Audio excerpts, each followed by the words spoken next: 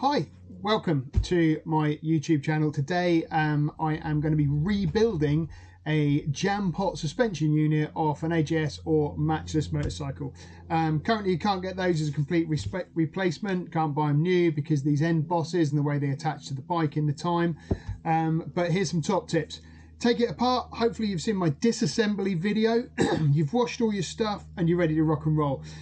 Steve Selby at AMC Spares hooked me up with a really good spares kit. It comes with the leather washers, it comes with the fiber washers, it comes with the O-ring, comes with the grommets to go in here. It comes with a new double-edged knife edge seal as apart from the single knife edge seal. 36 quid.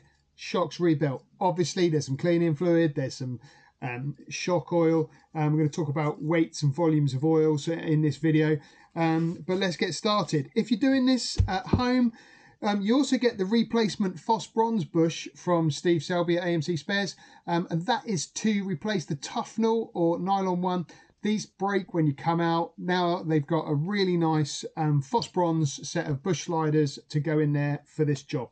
So first of all, what you're going to do? Well, you're going to get myself some equipment. I've got some copper slip, I've got some rubber grease, I've got my spares pack, I've got some stone and some abrasive paper, I've got a little screwdriver, got a pair of pump spanners from Plumbing World sort of thing. I've got a big pair of steel sons, I might get those out in a minute. And I've got some other bits and bobs, some ancillary brake cleaning fluid for cleaning the stuff, and I've got thread lock if we need some thread lock, and I've got some stuff ready to go.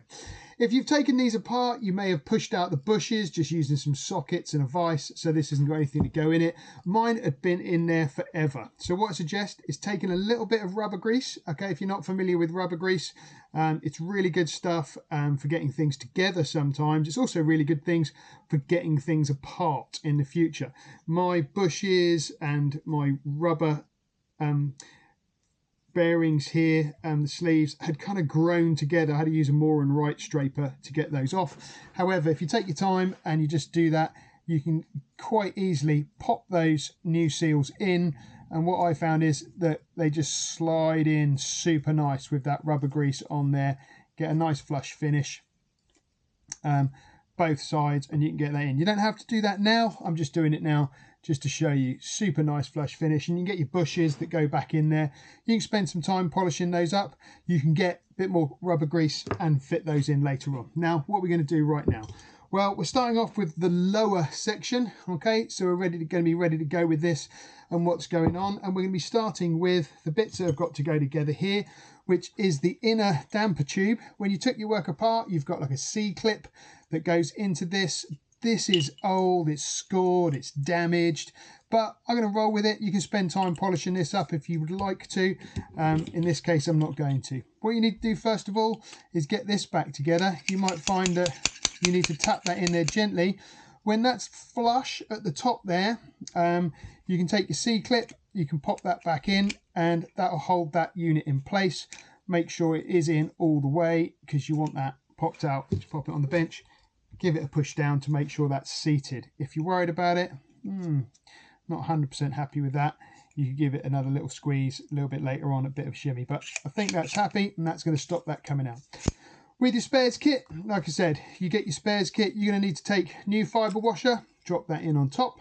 You're going to take a new fiber washer, and here in the bottom, that's going to sit on the bottom. That's where some oil is going to sit in the bottom there. And I'm going to take in a minute a little bit of copper slip. That copper slip I'm going to put on the inside of there because I really want this to come apart in the future.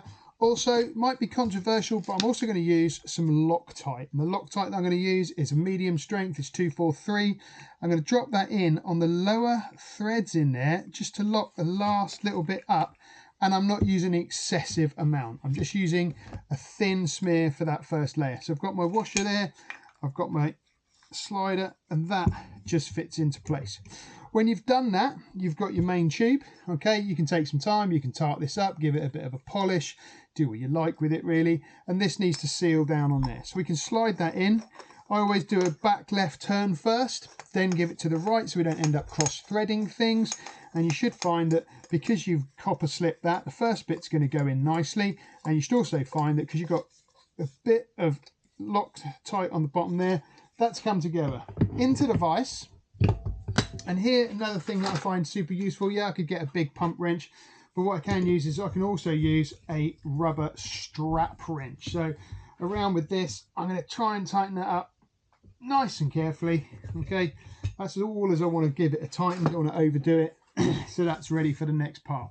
While that is now in the vise, what I'm looking at is I'm looking at my next tube, which is this one. You may have taken some time, got some brake cleaner under here to wash out, flush out, airline, blow it all off.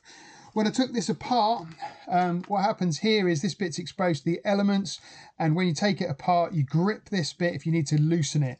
What I've done here is I've taken a small fine stone, and any marks there I've stoned away to try and make that as smooth as possible, and that's going to be important later on for when we try and slide the bush over that, because we do not want to score the bush and we do not want to damage the face of the inner lip of the double lip seal. This then drops into our Jampot. We're going to back that up with the rebound spring. Okay, so there's your rebound spring. Drop that rebound spring bad boy, and we're getting ready to go. The next thing we need to do is put in the new bush, but a little bit tight sometimes. So what I've done before the video, popped it in the freezer for 25 minutes.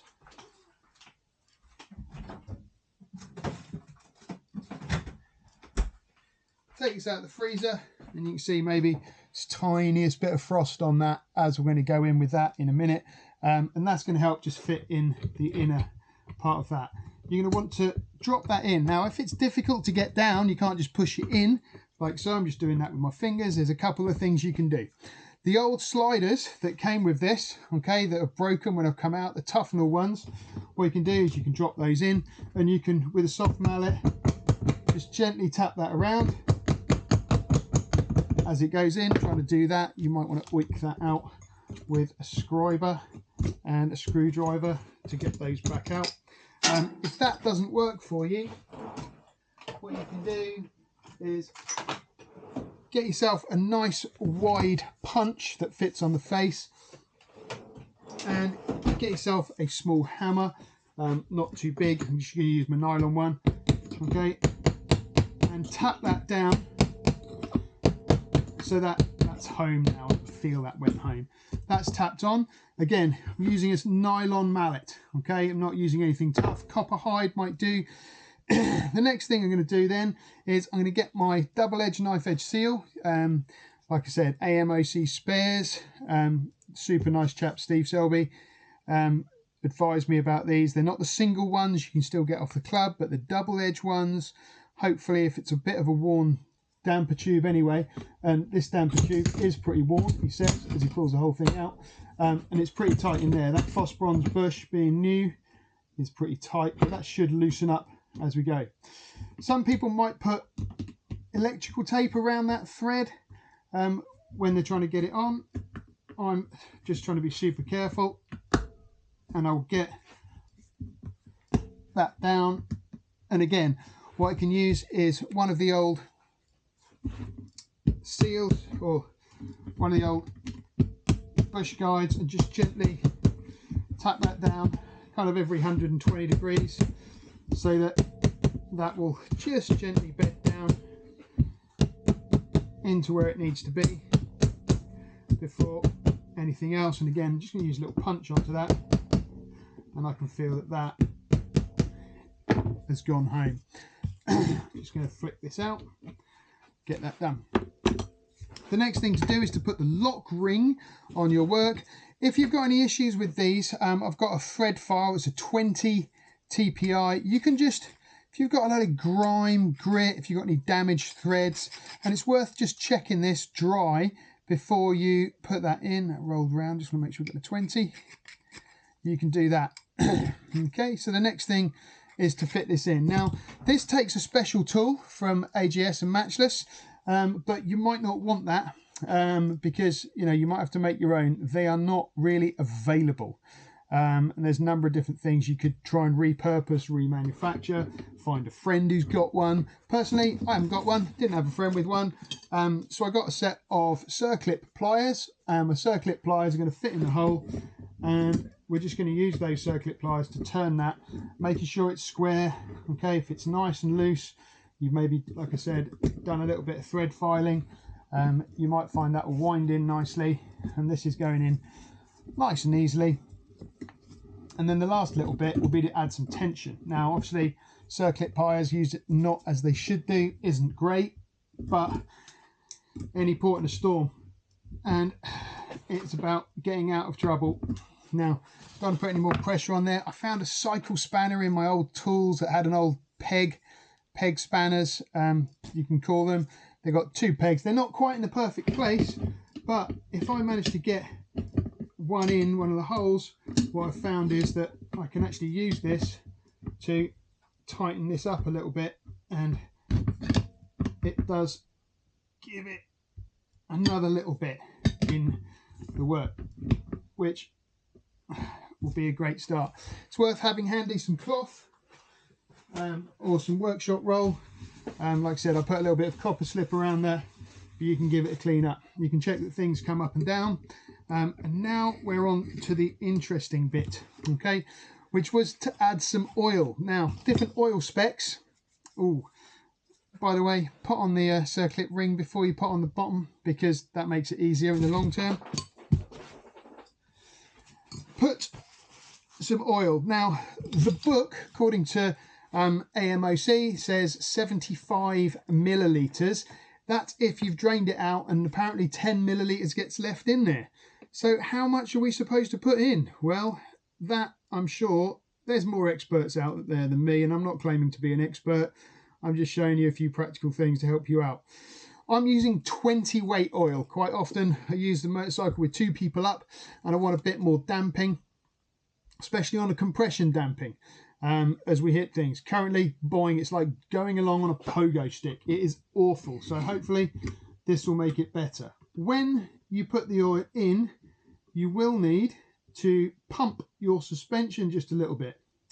And you'll notice that this is running pretty dry and feels pretty rough. But as you add the oil, obviously, you're adding the lubrication, and it's going to feel much better. Your suspension with the Jampot, be careful as it gets towards the top, and that's starting to feel like it's settling in, and that bubbling out air nicely.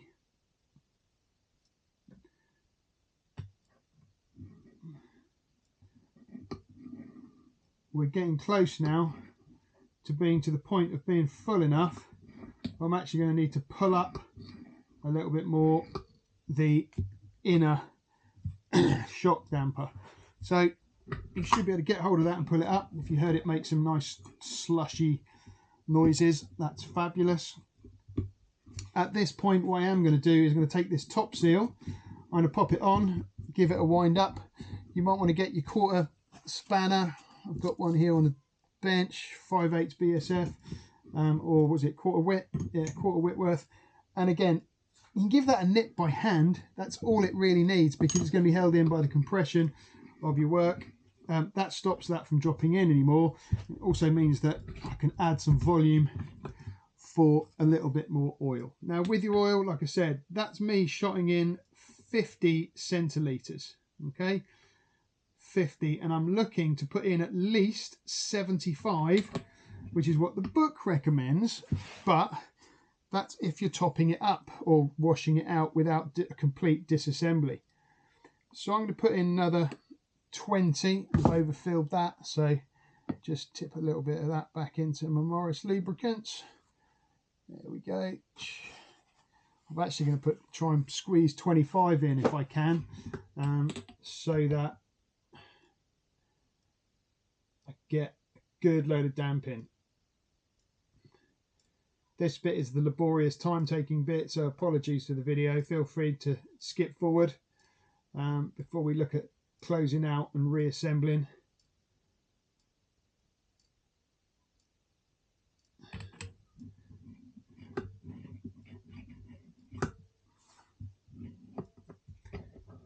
Now, before we put the last few bits together, like I said, you've got the bottom lock ring that we should have put that on the slider tube first.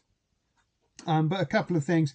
In the top piece here, you've got an O-ring to go on there. So again, get a little bit of rubber grease, show it some love and care and attention. You want your bike to ride nicely, so give it the love now and it'll pay you back on the road when you got your knees in the breeze. And what you'll need to do here is try and find an appropriate little podger stick.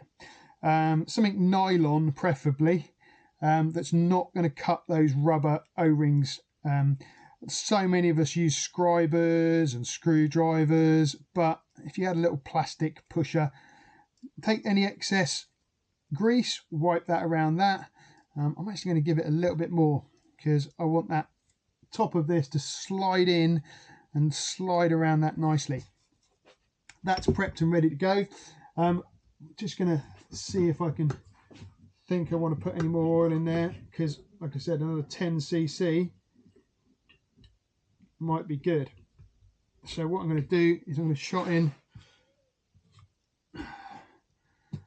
another 10cc.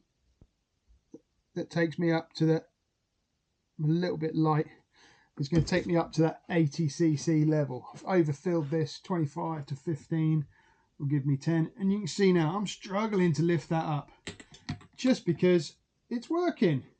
Hey ho, looks like something's going okay. The damping, check it. Another shot of 5cc.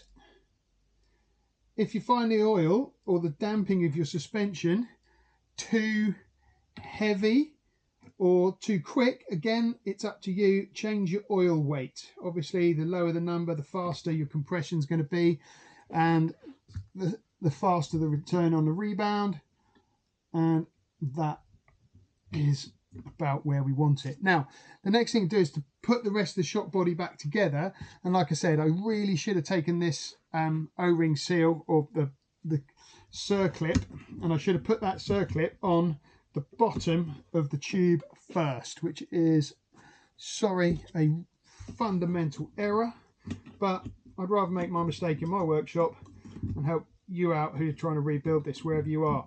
I know there's a lot of Jampot fans down under. Shout out to the Aussies. A lot of Jampot fans in America. Shout out to American riders and motorcycle enthusiasts. If you're ever in the area, feel free to look us up. When that's on, again, you can slide that down, but like I said, really should have got that on first. So that went on nicely. The hardest bit is getting it over the seal where it needs to be without it snapping in. That was it, snapping in. So it really is worth doing this first. So apologies for the delay in proceedings while we just correct this error. Again, be careful with your scribers, don't go stabbing yourself. Take that over the lip. That's where it should have been. Should have put that on first. Now, the shock is ready to do a couple of things. With your shock, you've got this ring, which is your retaining ring. That goes on. It's a really tight fit. I don't know why AJ and Matches did it so tight. Could have been a little bit looser, but don't worry about it. Okay, the next thing is you're going to drop on your lower Jampot. Now, you could go and buy a new set of these for £65 on eBay, I've seen them for. Personally, I'm skint this month and it's not happening. So the leather washers, which I'm going to put in, you've got your buff face and you've got your smooth face. I'm going to put them smooth face towards the spring. No particular reason, I just chose to do it like that. I'm not the expert. Then my spring. Now with my spring, you can, yeah, it's not great. It could do with jet or vapor blasting, bead blasting and painting for longevity. I'm going to put it back together. It is as it is. Aesthetic, I can't see it and I'm not going to worry about it. Again, with these, nice side towards the spring because it's nice and smooth for that flat face. Drop it on and you're almost ready to go. We've now just got the top shock element to pop back on, and again what I am going to do, I'm going to give that a little bit of love with a little bit of copper slip, not loads, just a little bit, get it into those threads, because again I don't want my steel damper and my aluminium suspension end bosses. Like I said, you can't go and buy these shocks anymore.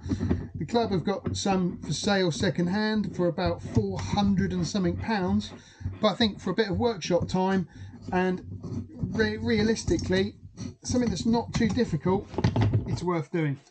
When this is on, you need to pop that back into the vise, okay, give it a good G up. And if you've watched my video on how to disassemble, you'll know that I use a roof rack strap. Okay, you can go to some elaborate settings with my roof rack strap threaded through there, whip it around leg of my workbench, back through the clamp.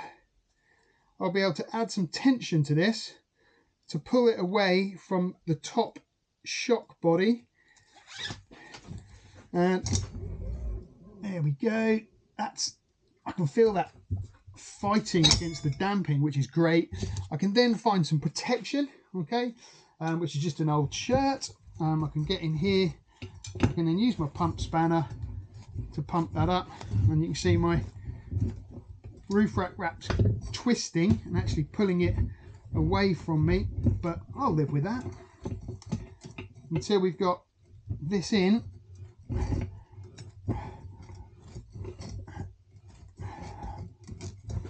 And then this needs to be, again, this is where the damage to those top areas of that damper tube happen.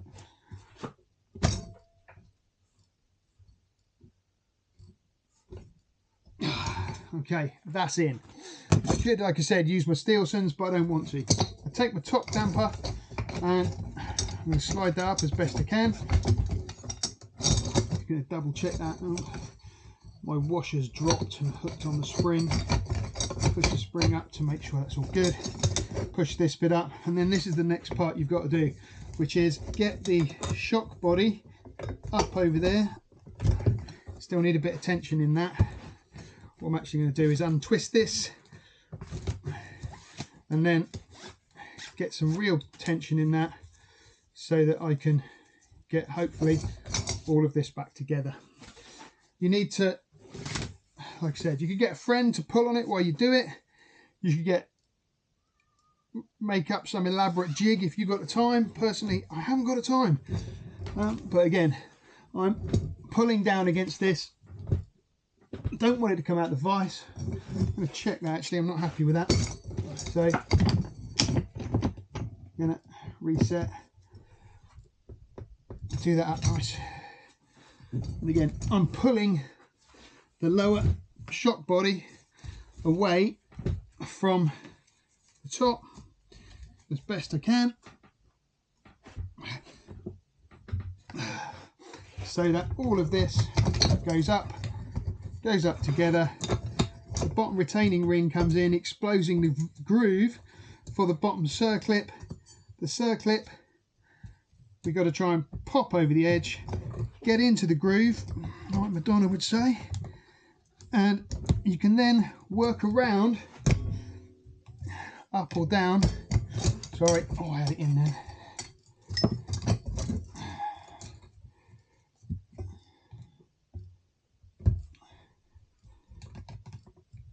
Drop that, slowly work it around. If you want, you can put a blob of grease in that groove to protect it for the future, and then pull that back. That's in the groove. Release the shock, release the strap, and hopefully you then have got, align your eyes, one rebuilt Jampot shock ready to go back on your AGS or matchless, where you should find that this will, there we go, and I can hear it squidging and going down and coming back up slowly as well. One rebuilt Jampot. Now, hopefully you'll do it. If you like the video, please just make a comment, tell me where you're from, tell me how you got on. But thanks for watching. Ride safe, keep your knees in the breeze. Take care.